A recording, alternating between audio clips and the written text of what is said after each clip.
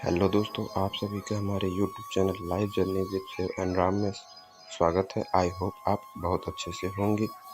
आज हम पढ़ेंगे तुलसीदास जी का जीवन परिचय आसान शब्दों में। अगर आप हमारे चैनल पर नए हो तो हमारे चैनल को please like, share and subscribe जरूर करें।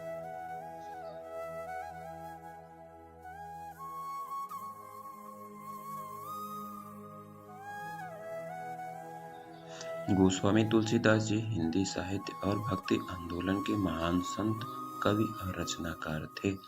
उन्होंने भगवान श्री राम के जीवन, चरित्र और आदर्शों को आम जनमानस तक पहुंचाने का कार्य किया। उनकी सबसे प्रसिद्ध रचना रामचरितमानस है, जो हिंदी में लिखी गई श्री राम की कथा है। तुलसीदास जी ने भक्ति मार्ग को अपनाकर समाज में नैतिकता, धर्म और प्रेम का संदेश फैलाया। तुलसीदास जी के जन्म की कथा बहुत ही अद्भुत है, जो उनके महापुरुष होने का उनके जन्म के समय ही इंगित करती है।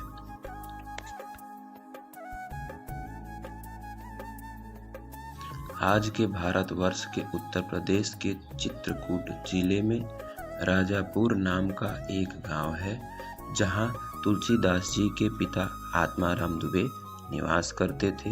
वे एक सम्मानित ब्राह्मण थे। तुलसीदास जी की माता का नाम हुलसी था। तुलसीदास जी का जन्म संवत 1557 में श्रावण मास में शुक्ल सप्तमी के दिन अभुक्त मूल नक्षत्र में हुआ। यह नक्षत्र शुभ नहीं माना जाता है। इस शंका को बढ़ाने के लिए घटनाएं हुई। उनमें कुछ हैं, जैसे तुलसीदास जी जन्मते ही रोए नहीं, अपितु उनके मुंह से राम शब्द निकला।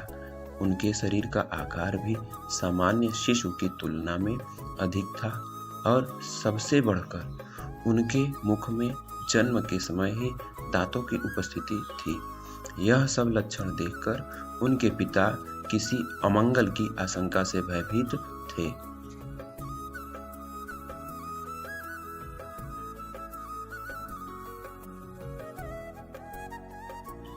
उनकी माता ने घबराकर कि बालक के जीवन पर कोई संकट न आए, अपनी एक चुनिया नाम की दासी को बालक के साथ उसके ससुराल भेज दिया। विधि का विधान ही कुछ और था और वे अगले दिवस ही गोलोकवासी हो गईं। चुनिया ने बालक तुलसीदास का पालन पोषण बड़े प्रेम से किया, पर जब तुलसीदास जी करीब 5.5 वर्ष के हुए तो चुनिया शरीर छोड़ चली गई। अनाथ बालक द्वार द्वार भटकने लगा। इस पर माता पार्वती को दया आई और वे एक ब्राह्मणी का वेश रखकर प्रतिदिन बालक को भोजन कराने लगी।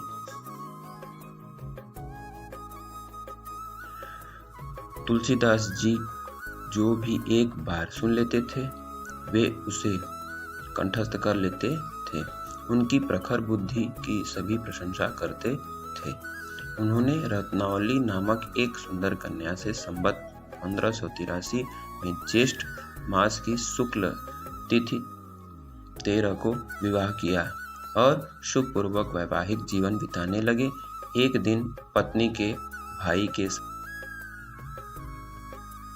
साथ मायके चले जाने पर वे उनके पीछे पीछे पहुंच गए।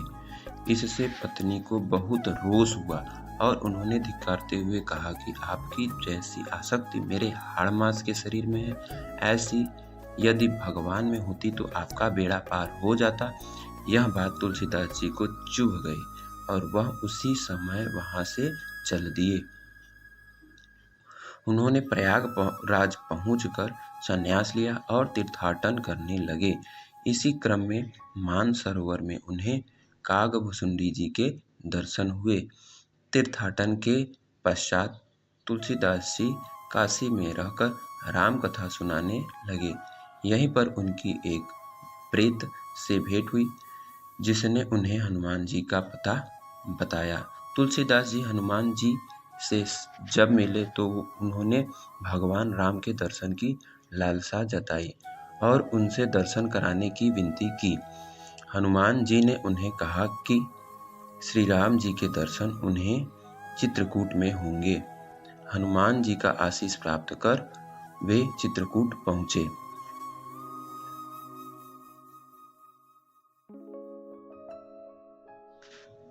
चित्रकूट में उन्होंने राम घाट पर अपना एक स्थान तय किया और वहीं प्रभु के दर्शन के इंतजार में साधनारत हो गए। वहीं एक बार प्रदक्षिणा करते हुए मार्ग में ही रघुनाथ जी के दर्शन हुए और वे उन्हें पहचान नहीं पाए। उन्होंने घोड़े पर सवार अद्भुत छवि वाले 2 राजकुमार देखे जो धनुष और बाण लिए हुए थे। तुलसीदास जी बस उन्हें देखते ही रह गए पर उन्हें पहचान न सके। हनुमान जी ने उन्हें आकर बताया कि आज आपको प्रभु श्री राम के दर्शन हुए। इस पर तुलसीदास जी बहुत दुखी हुए कि उन्हें पहचान न सके। तब हनुमान जी ने उन्हें ढाढ़स बंधाते हुए कहा कि आपको कल सुबह फिर से एक बार दर्शन होंगे।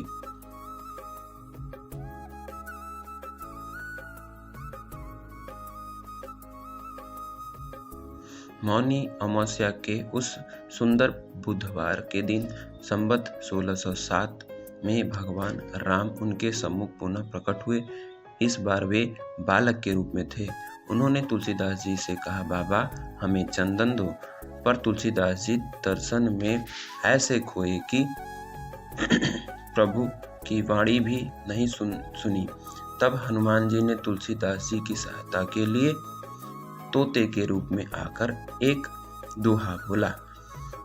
चित्रकूट के घाट पर भई संतन की भीड़, तुलसीदास चंदन घिसत तिलक देत रघुवीर।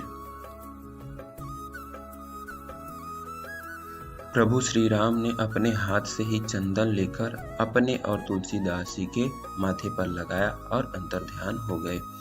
भक्ति और रचनाएं। तुलसीदास जीवन भर भारतवर्ष के तीर्थ स्थानों की यात्रा करते रहे। वे काशी, अयोध्या, चित्रकूट और प्रयाग जैसे पवित्र स्थानों पर रहे और वहीं रहकर राम कथा का प्रचार करते रहे। उन्हें कई बार भगवान श्री राम के भी दर्शन हुए।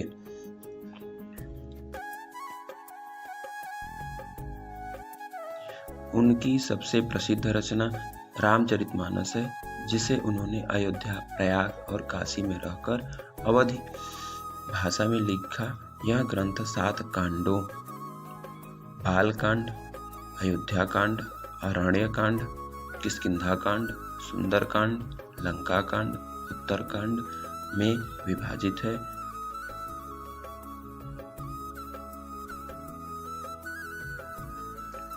और यह तुलसीदास जी का सबसे महान कार्य माना जाता है।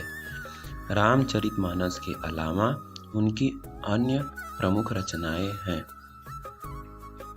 विनय पत्रिका, श्री राम से की गई विनय की रचनाएं, हनुमान चालीसा, भगवान हनुमान की स्तुति में लिखी गई प्रसिद्ध चालीसा, दुहावली, कवितावली, जानकी मंगल, रामलला ननछू, वैराग्य संदीपनी आदि हैं। इन सभी रचनाओं का उद्देश्य भक्ति का प्रचार और भगवान राम की महिमा का गुणगान करना था।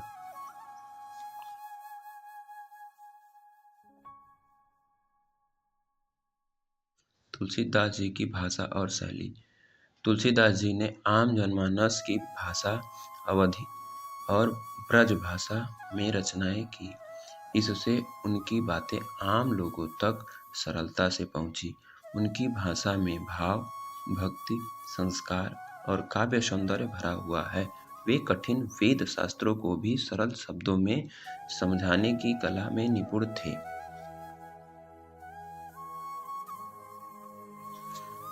तुलसीदास जी और हनुमान जी।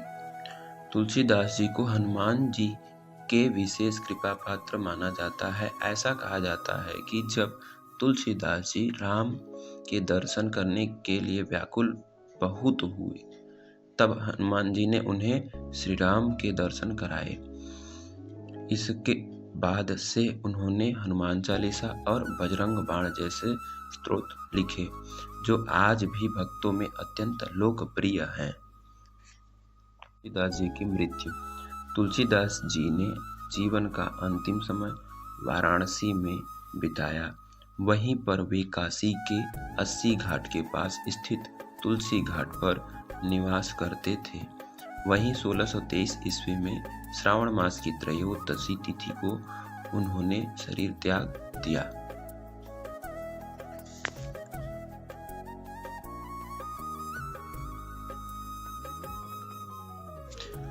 अगर आपको हमारी वीडियो अच्छी लगी हो तो प्लीज़ हमारे चैनल को लाइक, शेयर, सब्सक्राइब जरूर करें और हिट बेल आइकन को जरूर प्रेस करें, जिससे हमारे आने वाले नए वीडियो का नोटिफिकेशन आपको मिलता रहे। और हमारे वीडियो को देखने के लिए धन्यवाद।